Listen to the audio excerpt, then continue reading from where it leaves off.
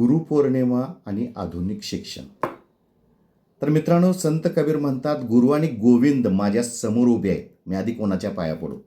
तर मी गुरुच्या पडलो, कारण गुरुनेच मला गोविंदाचे दर्शन घडवले. इतकं महत्त्व मित्रांनो आपल्या भारतीय संस्कृतीत गुरुला आहे.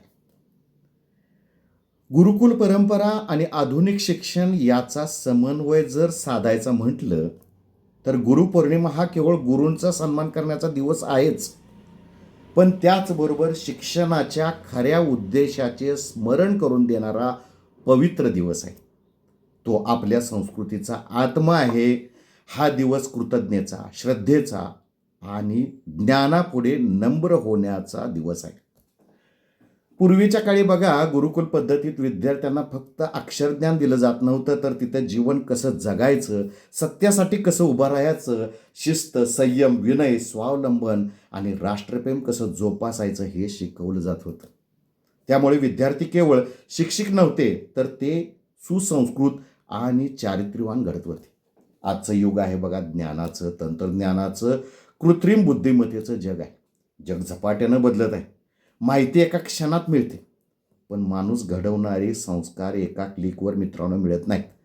म्हणूनच आज खरी गरज आहे ती आधुनिक विज्ञान आणि प्राचीन संस्कार याचा सुंदर संगम साधण्याची. आपल्या मुलांच्या हातात मोबाईल द्या, संगणक असू द्या, आधुनिक तंत्रज्ञान असू द्या, पण त्याचबरोबर हृदयात गुरूंबद्दल आदर, आई वडिलांच्याबद्दल कृतज्ञता, संस्काराची श्रीमंती आणि देशसेवेची प्रेरणा ही असलीच पाहिजे. लक्षात ठेवा, शिक्षण माणसाला यशस्वी बनवतं, पण संस्कार त्याला महान बनवतात.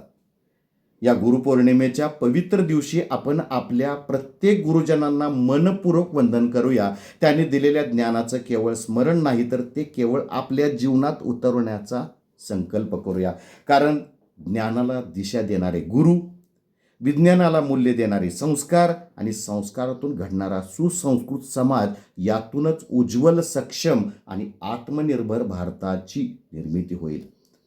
अगदी आईवडिलांपासून ज्यांचे ज्यांचे आपल्यावर संस्कार झाले, त्या सर्वांच्या चरणी